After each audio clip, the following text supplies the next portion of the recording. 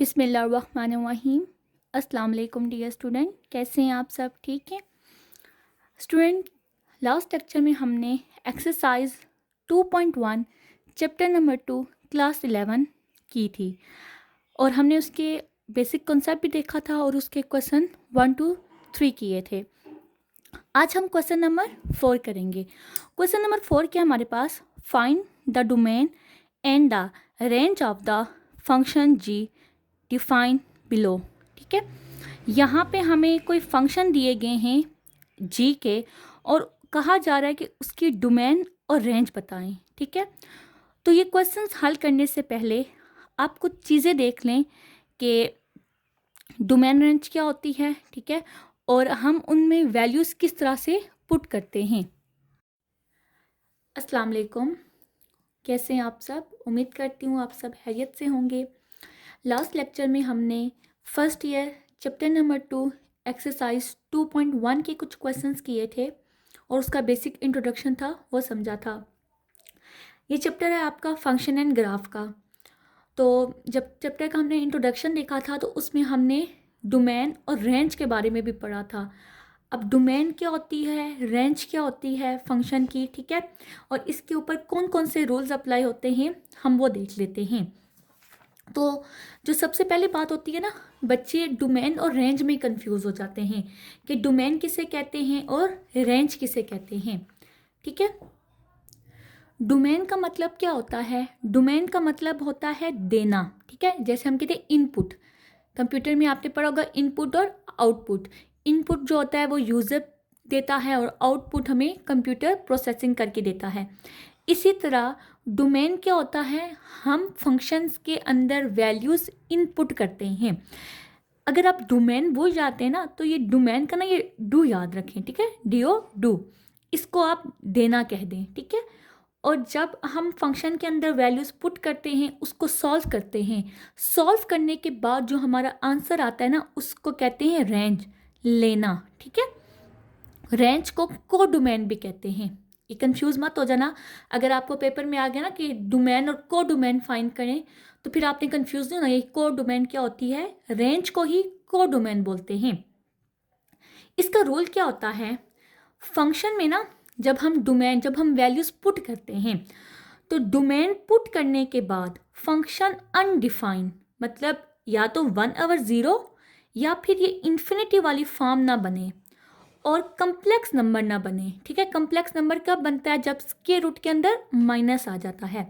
तो इन तीनों चीज़ों में से कोई भी चीज़ ना बने। हम देखते हैं कि किस वैल्यू पे हमारी ये चीज़, ये मतलब ये रूल क्या है, बन रहा है, ये रूल को ब्रेक कर रहा है।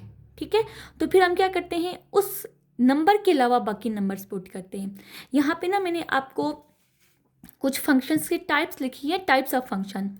अब ये आप याद रख लो, ये यही चीज़ समझ लो कि वैल्यूज़ पुट करने के बाद हमारे पास 1/0 इन्फिनिटी या कम्प्लेक्स नंबर ना बने। ठीक है, ये भी याद कर लो, या फिर जैसे आपको मैं अब टाइप्स बताऊंगी कि किस टाइप की कौन सी डोमेन होती है, कौन सी रेंज होती है, ये फिक्स होती हैं। ठीक है, आप देखिए लीनियर फंक्शन आपके पास आया है। लीनियर फंक्शन किसे कहते हैं? ऐसा फंक्शन जिसकी हाईएस्ट पावर 1 हो। ठीक है, तो f of x is equal to 2x + 1। अब आप इसमें कोई भी वैल्यू पुट करके देख लें। ठीक है, रियल जो नंबर्स होते हैं ना वो -∞ से +∞ तक होते हैं। कोई भी नंबर, कोई भी वैल्यू पुट करके देख लें तो आप देखें कोई आपके पास 1/0 फॉर्म बन रही है? नहीं बन सकती। वो तो तब बनेगी जब आपके पास फ्रैक्शन होगा। इन्फिनिटी बन रही है? नहीं बन रही। और कम्प्लेक्स बन रही है? नहीं, कम्प्लेक्स तो स्क्वायर रूट के अंदर बनती है। तो जो आपका लीनियर फंक्शन होता है उसकी जो डोमेन होती है वो set of all real numbers होता है। ठीक है, अच्छा ये डोमेन लिखते हुए ना, ठीक है, इसमें आपकी ये जो इन्फिनिटी वाले होते हैं ना, -∞ से +∞, तो ये आप ओपन ब्रैकेट लगाते हो। ओपन ब्रैकेट का मतलब होता है कि ये दो नंबर्स शामिल नहीं है, इनके दरमियान जितने नंबर है वो सब शामिल हैं। ठीक है, तो सेट ऑफ रियल नंबर्स, तो इसकी रेंज भी क्या आएगी हमारे पास? सेट ऑफ रियल नंबर्स ही आएगी। समझ आ गई? ठीक है, लीनियर फंक्शंस जो होते हैं उनकी डोमेन क्या होता है? सेट ऑफ रियल नंबर्स, और उनकी रेंज क्या होती है? वो भी सेट ऑफ रियल नंबर्स ही होती है। उसके बाद आपके पास सेकंड पे है स्क्वायर रूट फंक्शन। ठीक है, ऐसे फंक्शन जिनके अंदर स्क्वायर रूट आ रहा होता है। F of x is equal to square root of 2x + 1। अब हमने ये देखना है कि हम कौन सी वैल्यू पुट करें। तो हमारे पास के रूट के अंदर नेगेटिव वैल्यू बनेगी, तो मैं सबसे जो बड़ी नेगेटिव वैल्यू है ना सबसे पहले वो लेती हूँ। तो सबसे बड़ी नेगेटिव वैल्यू क्या है, -1 है। -1 जब मैंने पुट किया x की जगह, तो ये मैंने देखो हल किया तो मेरे पास क्या बना, आंसर क्या आया है, स्क्वायर रूट -1 आया है। तो हमने क्या पढ़ा था कि कम्प्लेक्स नंबर ना बने। तो कम्प्लेक्स नंबर कब बनता है, जब हमारे पास स्क्वायर रूट के अंदर -1 आ जाता है। तो सबसे बड़े नंबर पे ये आ रहा है, तो अगर मैं यहाँ पे -2 पुट करूँ तो वो -4 हो जाएगा, -3 पुट करूँ तो -6 हो जाएगा। मतलब कि -1 से पीछे जितने भी माइनस के नंबर हैं मैं वो डोमेन में पुट नहीं कर सकती। तो मैंने इसकी डोमेन क्या लिखी, -1 से +∞। अब ये -1 शामिल नहीं है, बल्कि इससे आगे वाले नंबर शामिल हैं, 0 1 2 3। और कहाँ तक जाएंगे हम, +∞ तक। और ये +∞ भी शामिल नहीं है क्योंकि मैंने यहाँ ओपन ब्रैकेट लगाई है। तो हम ये इनके दरमियान नंबर पुट कर सकते हैं इस फंक्शन में। तो रेंज हमें क्या मिलेगी, अब देखो अगर मैं यहाँ पे 0 पुट कर दूँ, ठीक है, इस x की जगह, तो 2 × 0 क्या हो जाएगा, 0। 0 + 1 आपके पास 1 आ जाएगा, स्क्वायर रूट 1 आ जाएगा। और स्क्वायर रूट 1 क्या होता है, 1 ही होता है। तो इस वजह से इसकी रेंज कहाँ से शुरू होगी, 1 से शुरू होगी, ठीक है। अच्छा, ये 1 आपका शामिल होगा इसमें, ठीक है। तो इसके लिए हम ये क्लोज ब्रैकेट, ये जो आपकी स्क्वायर ब्रैकेट होती है ये क्लोज ब्रैकेट होती है, इसके साथ जो नंबर्स होते हैं वो शामिल होते हैं। तो ये 1 से जाएगी कहाँ तक, इन्फिनिटी तक, और ये इन्फिनिटी वाला शामिल नहीं होगा। इसके बाद हमारे पास नेक्स्ट जो फंक्शन है वो है फ्रैक्शन फंक्शन, ठीक है। मतलब ऐसा फंक्शन जो a/b की फॉर्म में लिखा हो, ठीक है, या p/q की फॉर्म में लिखा हो। उसकी डोमेन और रेंज क्या होती है। अब देखें, मैंने क्या बताया था कि रूल क्या होता है, डिनोमिनेटर में हमारे पास 0 नहीं बनना चाहिए। अब आप देखें यहाँ पे आप ऐसा क्या नंबर पुट करें कि आपके पास 0 बन जाए, ठीक है। एक तो आपको पता है कि आसान सा है कि अगर हम इसी नंबर का इन्वर्स पुट कर दें, जैसे +2 है तो -2 पुट कर देंगे तो वो क्या बन जाएगा, इन्फिनिटी फॉर्म, मतलब 0 फॉर्म बन जाएगी, ठीक है। दूसरा ये होता है कि आप इस नंबर को इक्वल टू 0 रखो और यहाँ से x की वैल्यू निकाल लो, जो भी आपको दिया हो ना नंबर यहाँ पे डिनोमिनेटर में, उसको इक्वल टू 0 रख के x की वैल्यू निकाल लो। जो भी x की वैल्यूज आएंगी उन पे फंक्शन क्या हो रहा होगा, अनडिफाइन हो रहा होगा, ठीक है। मतलब 1/0 की फॉर्म बन रही होगी। तो मैंने लिखा put x is equal to -2, तो जब फंक्शन में -2 पुट किया तो ये क्या आ गया हमारे पास, 1/0 की फॉर्म बन रही है। तो इसका मतलब ये है कि हम डोमेन में तमाम के तमाम रियल नंबर्स पुट कर सकते हैं, एक्सेप्ट ये वाली हम लगाते हैं ना माइनस का साइन, इसका मतलब होता है एक्सेप्ट, ठीक है, सवाए। और कल एक ब्रैकेट में हम लिखते हैं जिस नंबर पे फंक्शन 0 हो रहा होता है, ठीक है, वो लिख देते हैं -2। अब इसकी रेंज क्या होगी, रेंज हम इसकी कैसे लिखते हैं कि यहाँ पे देखें ना, तो ये भी एक लीनियर नंबर है, ये भी एक लीनियर नंबर है, इसके साथ भी 1 है, इसके साथ भी 1 है। तो 1/1 करेंगे तो आंसर क्या आएगा, 1 ही आएगा। तो रेंज इसकी क्या होती है, आर रियल नंबर एक्सेप्ट +1, ठीक है। आप यहाँ पे कोई नंबर पुट करें, ठीक है, तो आपके पास वो फिर छोड़ें, वो एक मुश्किल काम हो जाएगा। आप बस ये याद रखें कि आपके पास यहाँ पे कौन सी फॉर्म नहीं, नंबर क्या नहीं आएगा, 1 नहीं आएगा। वैसे अगर आप 0 पुट करें तो देखें, 0 पुट करने से यहाँ पे क्या बनेगा, 0 + 1 1, 0 + 2 1/2 बनेगा। 1 नंबर आपका किसी सूरत भी नहीं आ सकता, ठीक है। तो ये क्या है, रेंज में आपके पास 1 नंबर कभी भी नहीं आएगा। 1 से छोटा आ सकता है, 1 से बड़ा आ सकता है, लेकिन 1 नहीं आ सकता। इसलिए इसकी रेंज क्या होगी, set of all real number except 1। उसके बाद आपके पास आता है मॉडुलस फंक्शन, ठीक है। ये जो आपके पास ऐसा फंक्शन जिसमें मॉड आ रहा हो, तो मॉड की जो डोमेन होती है ना, ठीक है, वो तमाम के तमाम रियल नंबर्स होते हैं, ठीक है। इसको आप यूँ लिख सकते हैं या फिर -∞ से +∞ तक, और ओपन ब्रैकेट लगाएंगे। लेकिन मॉडुलस ये करता है, जैसे मैं इसके अंदर ना -1 पुट करूँ तो -1 क्या हो जाएगा, -1 -2 -3 हो जाएगा ना। ये मॉड माइनस को क्या कर देता है, प्लस कर देता है। तो इसकी रेंज जो होती है ना वो हमेशा पॉजिटिव नंबर आती है, ठीक है। तो इस फंक्शन की रेंज क्या होगी, 0 से +∞ तक। इसमें 0 शामिल होगा, इन्फिनिटी शामिल नहीं होगा, क्योंकि आप यहाँ पे +2 पुट कर दो तो +2 -2 0 हो जाएगा, और 0 का मॉड खत्म होगा तो वो 0 ही आएगा। तो 0 इसका आंसर आएगा, ठीक है, लेकिन नेगेटिव वैल्यूज़ कभी भी नहीं आएंगी। तो इसलिए 0 इसमें शामिल होगा, इन्फिनिटी इसमें शामिल नहीं होगा। तो ये ऐसे फंक्शंस हैं जो आपके यहाँ यूज़ भी हुए हैं पेपर में, सॉरी बुक में। तो होपफुली आपको ये समझ आ गया होगा। अगर फिर भी आपको कोई डाउट है, आपका कोई क्वेश्चन है, तो आप मुझसे कमेंट सेक्शन में पूछ सकते हैं। अब हम चलते हैं अपनी एक्सरसाइज की तरफ, ठीक है। क्वेश्चन नंबर 4, पार्ट नंबर 1 क्या है हमारे पास, g of x is equal to 5 minus x. तो ये कौन सा फंक्शन है, लीनियर फंक्शन है। क्यों? क्योंकि इसकी हाईएस्ट पावर क्या है, 1 है। तो लीनियर फंक्शन की डोमेन और रेंज आपको पता है, ठीक है। Given that g of x is equal to 5 minus x, domain of function क्या होगी, set of all real numbers. आप ऐसे भी लिख सकते हो, जैसे इस तरह भी लिख सकते हो, ठीक है। और इसके अलावा आप इस तरह भी लिख सकते हो, माइनस इन्फिनिटी से प्लस इन्फिनिटी, बात एक ही होगी। और रेंज ऑफ फंक्शन क्या होगी, लीनियर फंक्शन की जो डोमेन होती है वही उसकी रेंज भी होती है, set of all real numbers. Next question क्या है हमारे पास, g of x is equal to square root of x plus 2, ठीक है। Solution, given that g of x is equal to square root of x plus 2। अब मैंने आपको क्या कहा था कि स्क्वायर रूट के अंदर नेगेटिव साइन नहीं आना चाहिए। तो सबसे जो छोटा सबसे बड़ा जो नेगेटिव नंबर हम वो पुट करते हैं -1, -1 प्लस 2 +1 आ जाएगा। -2 पुट करो तो -2 + 2 0 आ जाएगा, ठीक है। -3 पुट करो, -3 + 2 क्या आ जाएगा, -1 आ जाएगा। फिर उससे जो छोटा नंबर है वो पुट करो, -4। तो इसका मतलब ये है -3 से नीचे जितने भी नंबर हैं वो सारे के सारे में क्या हो जाएगा, फंक्शन हमारा कम्प्लेक्स बन जाएगा। तो डोमेन के लिए हम क्या करेंगे, ठीक है, डोमेन ऑफ फंक्शन हमारे पास क्या आ जाएगी, -2, क्योंकि 2 पे तो 0 हो रहा है ना, तो 0 तो एक पॉजिटिव नंबर है ना। तो -2 से प्लस इन्फिनिटी तक होगी। जो डोमेन ऑफ फंक्शन होगी वो -2 से शुरू होगी और -1, 0, 1, 2, 3 चलती जाएगी, कहाँ तक जाएगी, प्लस इन्फिनिटी तक जाएगी। और इसमें ये -2 शामिल होगा, लेकिन ये इन्फिनिटी शामिल नहीं होगा।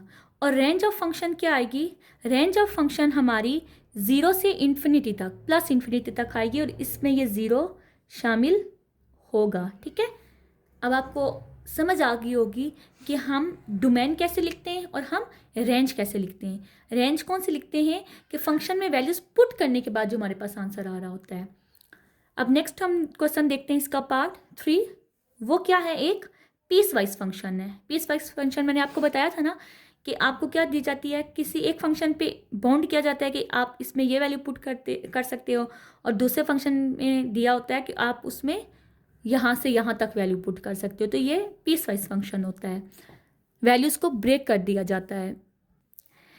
गिवन डैट 6x + 7, अब ये जो हमारे पास फंक्शन है ना, इसमें हम कौन से नंबर्स पुट कर सकते हैं, x is less than equal to -2, ठीक है। -2 से -2 और इससे छोटे वैल्यू नंबर हम पुट कर सकते हैं, ठीक है।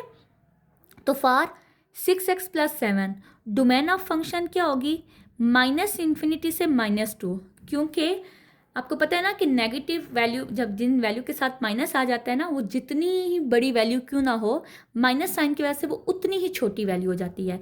तो हम ये जब डोमेन लिखते हैं ना, तो छोटी वैल्यू पहले लिखते हैं, बड़ी वैल्यू बाद में लिखते हैं। तो इसकी जो डोमेन होगी वो -∞ से -2 तक होगी, ठीक है।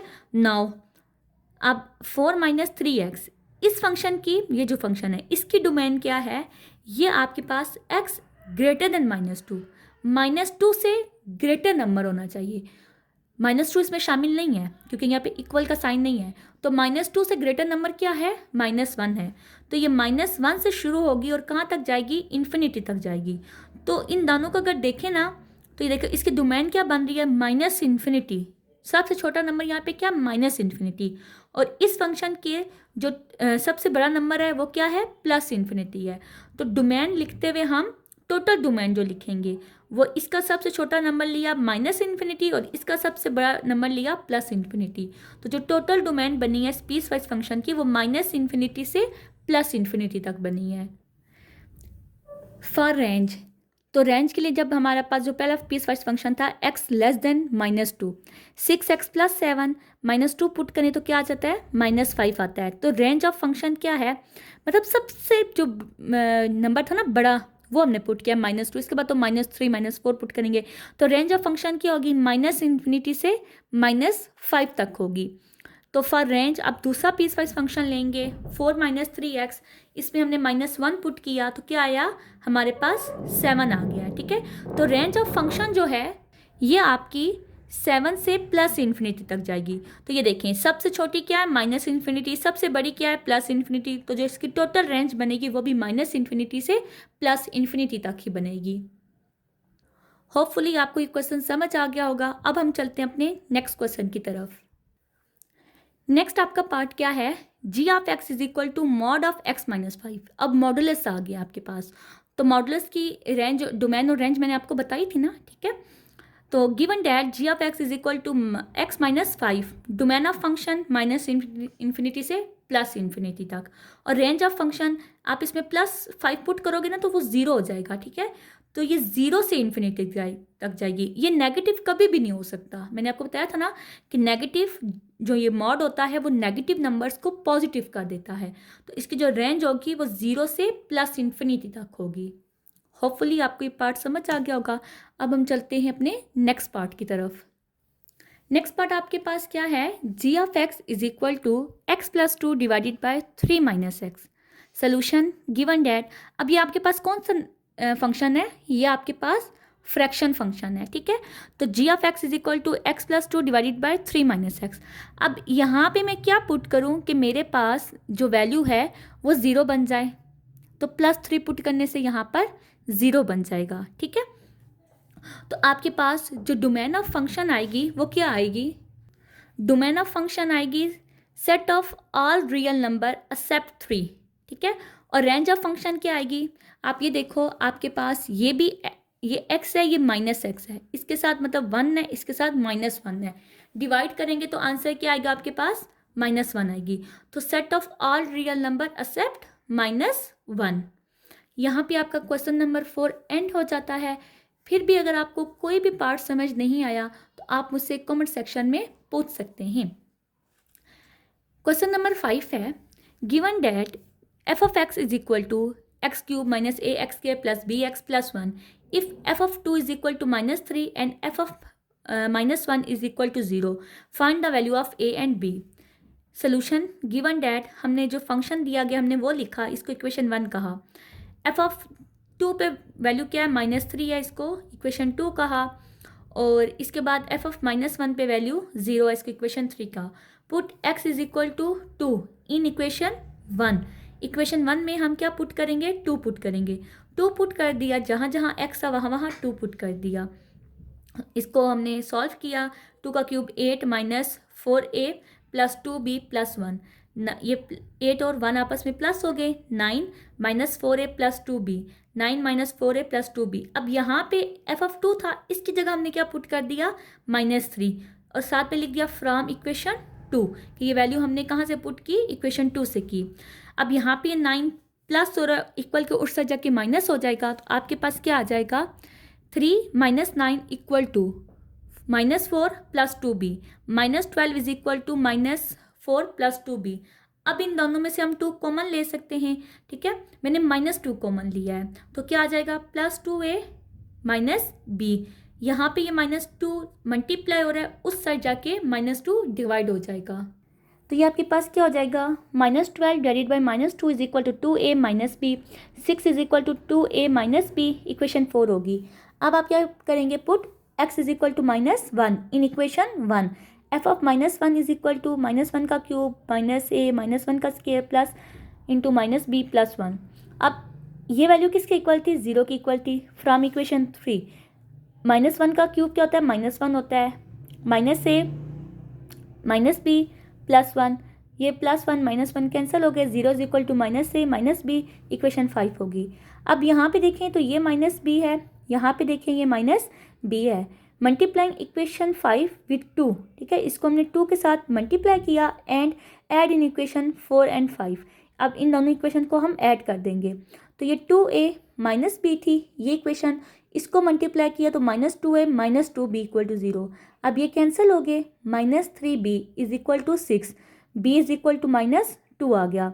अब किसी एक इक्वेशन में हम पुट करेंगे b की वैल्यू, तुम्हारे पास a की वैल्यू आ जाएगी, तो ये पुट की, पुट b = -2 इन इक्वेशन 5, यहाँ पे ए आता है, मैंने गलती से -6 लिख दिया था, ठीक है। 0 इज इक्वल टू -6 माइनस भी था, 0 is equal to -a plus 2b, क्योंकि ये -2 और ये ऑलरेडी माइनस है तो ये +2 हो जाएगा, तो ए क्या आ जाएगा आपके पास, 2 आ जाएगा। होपफुली आपको ये क्वेश्चन समझ आ गया होगा। अब हम चलते हैं अपने नेक्स्ट क्वेश्चन नंबर 6 की जानिब। क्वेश्चन नंबर 6 क्या है, a stone falls from a height of 60 metre on the ground, ठीक है। एक स्टोन है, पत्थर है, वो 60 मीटर हाइट से कहाँ फेंका गया, ग्राउंड में। The height h after x second is approximately given by h of x is equal to 40 minus 10x square. h second के बाद जो हाइट है उसका हमें फंक्शन दिया गया है।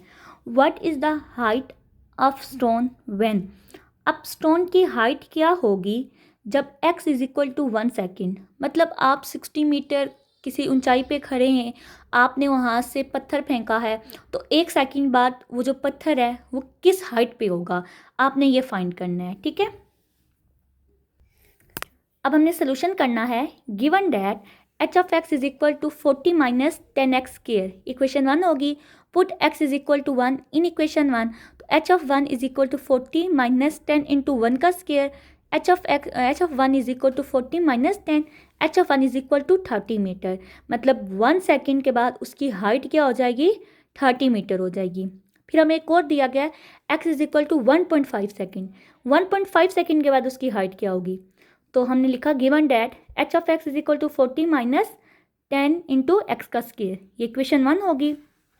Put x is equal to 1.5 in equation 1, 1.5 put किया, 1.5 का स्क्वायर क्या आ गया, 2.25, इस 10 के साथ मल्टीप्लाई किया तो 22.5, 40 माइनस 22.5 किया तो हमारे पास जो हाइट है 1.5 सेकेंड के बाद वो क्या आ गई है, 17.5 मीटर। उसके बाद हमें सी पार्ट दिया गया है, 1.7 सेकेंड के बाद उसकी हाइट क्या होगी। Given that h of x is equal to 40 minus 10 का स्क्वायर, इक्वेशन 1 होगी। अब हम x की जगह क्या पुट कर देंगे, 1.7, तो put x is equal to 1.7 in equation 1, तो यहाँ पे बाकी तो यहाँ पे भी आ जाएगा 1.5, उसी तरह रहेगा 1.7 का स्क्वायर, 40 माइनस 1.7 का स्क्वायर क्या आता है, 2.89, 10 के साथ मल्टीप्लाई किया तो 40 माइनस 28.9 हो गया, 40 में से इसको माइनस किया तो 11.1 मीटर, मतलब 1.7 सेकेंड के बाद उसकी हाइट क्या हो जाएगी, 11.1 मीटर हो जाएगी। अब इसका पार्ट बी है, when does the stone strike the ground, मतलब कि जो पत्थर है वो ज़मीन पे कब पहुंचेगा, तो हमने लिखा given that h of x is equal to 40 minus 10x square. अब देखो पत्थर जैसे ही ज़मीन पे टच होगा तो उसकी हाइट क्या हो जाएगी, 0 हो जाएगी ना, तो हमने लिखा when stone strike the ground the height will be 0, so h of x is equal to 0, तो ये जो h ऑफ x है ये क्या हो जाएगा आपका, 0 हो जाएगा। पुट इन इक्वेशन 1, इस इक्वेशन 1 में पुट किया, 0 is equal to 40 minus 10x square, ये 10x स्क्वायर माइनस हो रहा है, इक्वल के उस तरह जाके प्लस हो जाएगा, 10x is equal to 40, x square is equal to 40 by 10, अब 0 0 कट हो जाएगा तो 4/1 4 आ जाएगा, x square is equal to 4, taking square root on both side, तो x square is equal to 4, x is equal to +-2, तो time कभी भी नेगेटिव नहीं होता, तो जब आपका टाइम 2 सेकेंड होगा तो वो पत्थर ज़मीन पे पहुंच जाएगा, ठीक है। मतलब आप 60 मीटर से कोई पत्थर फेंको तो उसको ज़मीन तक पहुंचने में कितना टाइम लगेगा, 2 सेकेंड लगेंगे, और यहाँ पे आपका क्वेश्चन नंबर 6 एंड होता है। अब हम चलते हैं अपने क्वेश्चन नंबर 7 की जानिब। क्वेश्चन नंबर 7 है, consider the function f of x is equal to 3x minus 5, determine the domain and range of f of x, ठीक है। f ऑफ x की डोमेन और रेंज बताएं, तो ये बहुत आसान है, आपको पता है ये कौन सा फंक्शन है, लीनियर फंक्शन है। तो लीनियर फंक्शन की डोमेन क्या होती है, domain of function is equal to -∞ से +∞, और रेंज ऑफ फंक्शन क्या होती है, वो भी -∞ से +∞ होती है। ये इसका पार्ट 1 का आंसर है। पार्ट 2 इसका क्या है, पार्ट 2 इसका है, is the function f 1 to 1 क्या फंक्शन 1 to 1 है? जस्टिफाई योर आंसर, अपने आंसर को जस्टिफाई करें। Solution, yes it is 1 to 1 function because for every single value of x there is always a single value of F of x. ठीक है, हम function में जैसे ही x की डिफरेंट वैल्यूज़ पुट करेंगे ना, तो आप देखना रेपिटेशन नहीं आएगी किसी वैल्यू की, हर बार एक आपको नई वैल्यू मिलेगी। आल्सो अब हमने क्या किया, फंक्शन को एक दूसरे के इक्वल रखा। फंक्शन में हमने एक दफ़ा ए पुट किया, दूसरी दफ़ा बी पुट किया और दोनों फंक्शन को इक्वल रखा। 3a - 5 equal to 3b - 5। अब क्या हो जाएगा, 3a 5 और 5 कट गया ना, इक्वल के उस साइड थे दोनों साइन के साथ, तो 3a is equal to 3b, 3 और 3 कट गया तो a इक्वल टू b। इसका मतलब ये है कि हर बार एक यूनिक वैल्यू ही आपको मिलेगी। उसके बाद इसका पार्ट 3 है, is the function f onto, क्या फंक्शन ऑन टू है if the codomain is all real numbers explain. अगर को डोमेन मतलब रेंज जो है वो तमाम के तमाम रियल नंबर्स हैं, तो क्या फंक्शन ऑन टू है? एक्सप्लेन करें। Solution, yes the function will be onto for every real numbers codomain. ठीक है, कि फंक्शन क्या है, ऑन टू पी है। ठीक है, हर रियल वैल्यू पर। क्यों? क्योंकि देखें जब हम इसको ना हमने एक्स पुट करेंगे तो हमारी तरफ यहाँ वाई में एक यूनिक वैल्यू आएगी। ठीक है, और जब हम वाई से एक्स की तरफ देखेंगे तो हर नंबर की एक ना एक प्री इमेज तो लाजमी मौजूद होगी। इसका दूसरा तरीका क्या होता है, मैंने लिखा y is equal to 3x - 5। ठीक है, जो फंक्शन था उसको y के इक्वल रखा। अब यहाँ से ना मैं x सिलेक्ट करूँगी, 5 यहाँ पे क्या हो रहा है, माइनस हो रहा है, उधर जाके प्लस हो जाएगा। 5 + y + 5 is equal to 3x। अब मुझे x सिलेक्ट करना है, 3 मल्टीप्लाई उधर डिवाइड हो जाएगा, y + 5 divided by 3 is equal to x। For every number y belongs to r। ठीक है, कि y का हर नंबर जो क्या कर रहा है, r से बिलोंग कर रहा है, देयर एग्जिस्ट अ x, उसके लिए एक x मौजूद है, so that f of x is equal to y। हमारा फंक्शन क्या है, ऑन टू भी है, क्योंकि x की हर वैल्यू पे y की एक यूनिक वैल्यू हमें मिलेगी। होपफुली आपको ये क्वेश्चन समझ आ गया होगा। अब हम चलते हैं अपने क्वेश्चन नंबर 8 की तरफ। Let f corresponding r to r। ठीक है, जो फंक्शन f है वो r से रियल की तरफ ही एक रिलेशन बना रहा है। Be defined by f of x is equal to 2x - 3 divided by x + 1। Find the domain and range of f of x। इसकी हमने क्या करनी है, डोमेन और रेंज बतानी है। सबसे पहले ये देखें ये कौन सा फंक्शन है, ये एक फ्रैक्शन फंक्शन है। तो फ्रैक्शन फंक्शन का क्या रूल था कि डिनोमिनेटर में 0 ना बने। तो अब डिनोमिनेटर में 0 कब बन रहा है, जब हम इस x की जगह क्या पुट कर रहे हैं, -1 पुट कर रहे हैं। ठीक है, अगर आपको जो मैंने वो टाइप्स ऑफ फंक्शन समझाए थे, अगर वो अच्छी तरह से आपने समझोगे ना, तो आप जैसे ही फंक्शन देखोगे ना आपको खुद पता चल जाएगा कि इसकी डोमेन क्या होगी, इसकी रेंज क्या होगी। गिवन डैट हमने क्या लिखा, f of x is equal to 2x - 3 divided by x + 1। Domain of function क्या है, set of R real number except -1। -1 के अलावा तमाम के तमाम नंबर हम इसमें पुट कर सकते हैं। इसकी रेंज क्या होगी, रेंज ऑफ फंक्शन देखें, इसके साथ क्या है 2 है, इसके साथ क्या है 1 है, तो 2 डिवाइडेड बाई 1 आपके पास क्या आ जाएगा, 2 ही आएगा। तो इसकी रेंज क्या होगी, set of real number except 2। इसका पार्ट 2 क्या है, determine whether f of x is onto, कि f of x onto किधर है। हमने लिखा फॉर ऑन टू फंक्शन। अब हम क्या करेंगे, ये जो हमारा फंक्शन है ना, इसकी जगह हमने y लिखा, y is equal to 2x - 3 divided by x + 3। अब यहाँ से ना हम ना x को अलग करेंगे, ये यहाँ पे डिवाइड हो रहा है तो जाके मल्टीप्लाई हो जाएगा, y into x + 1 is equal to 2x - 3। y को मल्टीप्लाई करवा दिया तो y x + y is equal to 2x - 3। अब x वाले एक साइड कर लिए, yx - 2x equal to y -3 y -3 आ जाएगा। ठीक है, ये y इधर प्लस और इधर जाके माइनस हो जाएगा। इन दोनों में क्या कॉमन आ रहा है, x कॉमन आ रहा है, तो x is equal to y - 2 equal to -y - 3। अब हमें x चाहिए ना। ठीक है, तो ये वैल्यू इसके साथ क्या हो रही है, डिवाइड हो रही, सॉरी मल्टीप्लाई हो रही है, इक्वल के उससे जाके ये डिवाइड हो जाएगी। x is equal to -y - 3 divided by y - 2। Function is not onto because the range are except 2 is not equal to codomain. ठीक है, जो फंक्शन है वो अपनी को डोमेन के इक्वल नहीं आएगी। जो आपकी को डोमेन थी ना, ठीक है, मतलब जो रेंज थी वो उसके इक्वल नहीं आ रही, तो ये ऑन टू फंक्शन नहीं हो सकता कभी भी। इसका पार्ट 3 देखें, prove that F of x is 1 to 1, कि जो फंक्शन है आपके पास 1 to 1 है। तो हमने क्या किया, पहले हमने फंक्शन में a पुट किया, 2a-3 divided by a+1 equal to, फिर फंक्शन में हमने b पुट किया, दोनों फंक्शन को आपस में इक्वल किया है, 2b-3 डिवाइडेड बाई a+1।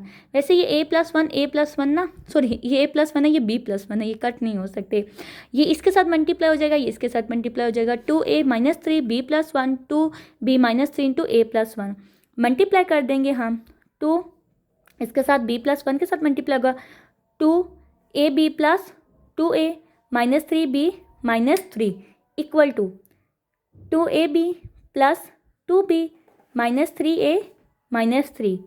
अजान हो रही है, ठीक है, वेट कर लें। अब ये 2ab कैंसिल हो गई और ये -3 कैंसिल हो गए, पीछे आपके पास क्या बचा, 2a-3b is equal to 2b-3a। अब आप a वाले एक साइड कर लो, b वाले एक साइड कर लो, तो 2a plus 3a equal to 2b plus 3b, 5a is equal to 5b, 5 cut गया, a इक्वल टू b आ गया। तो फंक्शन क्या आपके पास 1 to 1 है। अब हम देखते हैं अपना क्वेश्चन नंबर 9। क्वेश्चन नंबर 9 क्या है, consider the function f corresponding to real defined by f of x is equal to e के power -x, show that f of x is bijective. f of x क्या है, bijective है। Bijective mean is equal to injective plus surjective, कि function आपके पास injective भी है और सर्जेक्टिव भी है। फॉर इंजेक्टिव, अब हमने क्या करना है, यहाँ पर पहले a पुट करना है, फिर b पुट करना है x की जगह, और दोनों फंक्शन को आपस में इक्वल रखना है। e of -a is equal to e of -b। अब क्या होगा कि ये e आपस में ना, मतलब बेसिस सेम और इक्वल हों तो पावर्स इक्वल हो जाती हैं। -a इक्वल टू -b आ गया, माइनस कैंसिल हो गया, तो a इक्वल टू b आ गया। फंक्शन इज इंजेक्टिव है। उसके बाद हमने क्या किया, हमने फंक्शन ये जो था इसकी जगह y लिया, y is equal to e minus x, taking log on both side, ln of y is equal to ln of e की पावर -x। अब ये लॉग, इस लॉग और ये जो आपके पास e होते हैं, इनकी बेस सेम होती है, इस वजह से ये आपस में दोनों कैंसल आउट हो जाते हैं। तो आपके पास क्या आ गया, ln of y is equal to -x ln of e। Power में -x था ना, तो लॉग की क्या प्रॉपर्टी होती है कि पावर हमेशा शुरू में आती है, तो -x हो गया। अभी मैंने आपको बताया था कि इन दोनों की बेस क्या होती है, सेम होती है, तो ये कैंसिल हो जाएंगे। ln of y is equal to -x, x is equal to minus ln of y। For every y belongs to r positive there exist on x is equal to minus ln of y, so function is surjective. ठीक है, हर y के लिए x की एक unique value मौजूद है, तो function क्या हमारे पास सर्जेक्टिव है, so function f of x is bijective. तो फंक्शन क्या हमारे पास बाइजेक्टिव है, क्योंकि ये इंजेक्टिव भी था और सर्जेक्टिव भी था, तो फंक्शन क्या हो गया हमारे पास बाइजेक्टिव हो गया। क्वेश्चन नंबर 10 है, let g belongs to r to r corresponding g corresponding r to r be given by g of x is equal to x का cube minus 3x, determine if g of x is injective and और surjective. अब आप ये बताएं कि ये जो function है, ये इंजेक्टिव है या फिर सर्जेक्टिव है। Solution, given that g of x is equal to x की power 3 minus 3x। For injective, अब हमने क्या पुट किया, यहाँ पे 1 पुट किया, 1 पुट किया, आपके पास क्या आ गई वैल्यू -2 आ गई सॉल्व करके। फिर आपने क्या पुट किया, आपने -2 पुट किया, तो उसके लिए भी एक आपने पॉजिटिव वैल्यू पुट की, एक नेगेटिव वैल्यू पुट की, -2 आ गया है। ठीक है, तो जो वैल्यू 1 पे आई है वही वैल्यू -2 पे आ गई है। g of x has same value for x is equal to -1 -2, so it is not injective. Injective के लिए हमने क्या पढ़ा था कि हर x पे y की एक यूनिक वैल्यू होनी चाहिए, लेकिन हमने देखा इस x पे जो वैल्यू है वही इस x पे भी है, तो ये क्या है, यूनिक वैल्यू उसने नहीं दी, दो डिफरेंट वैल्यूज़ पे इसने यूनिक वैल्यू नहीं दी बल्कि सेम दे दी है, इस वजह से ये इंजेक्टिव नहीं रहा। ठीक है, अब हम सर्जेक्टिव चेक करते हैं। अच्छा, क्योंकि ये क्यूबिक फंक्शन है ना, तो ये याद रखना, क्यूबिक फंक्शन अगर इंजेक्टिव ना हो तो वो सर्जेक्टिव लाजमी होता है। तो for surjective g of x is equal to x का क्यूब माइनस 3x, क्योंकि ये क्यूबिक फंक्शन है ना, तो इसको अगर मैं y के इक्वल लेट करूँ और वहाँ से x मैं फाइंड करूँ तो वो काफ़ी मुश्किल हो जाता है x को अलग करना। तो इस वजह से ये याद रखना कि अगर फंक्शन इंजेक्टिव नहीं है तो वो सर्जेक्टिव लाजमी होगा। It is surjective for every value of x there is a value of g of x y is equal to x cube minus 3x। तो x की हर वैल्यू के लिए एक वैल्यू जी ऑफ एक्स की मौजूद होगी, ये आप लोग बेशक याद रख लें। और यहाँ पे आपकी एक्सरसाइज 2.1 ख़त्म होती है। अगर आपका कोई भी क्वेश्चन है तो आप वो मुझसे पूछ सकते हैं कमेंट सेक्शन में। आपको मेरे चैनल का लिंक दिया गया है, मेरे चैनल को भी आप व्हाट्सएप चैनल को भी ज्वाइन करें और मुझे लाइक करें और चैनल को सब्सक्राइब करें और ये वीडियोस अपने दोस्तों के साथ शेयर करें, क्योंकि आपके सब्सक्राइब करने से मुझे भी फ़ायदा होगा, मुझे भी अच्छा लगेगा कि बच्चों को समझ आ रही है और मैं मज़ीद आपके लिए वीडियोस बनाऊंगी। मिलते हैं नेक्स्ट वीडियो में, तब तक अपना ख्याल रखिएगा। अल्लाह हाफिज़।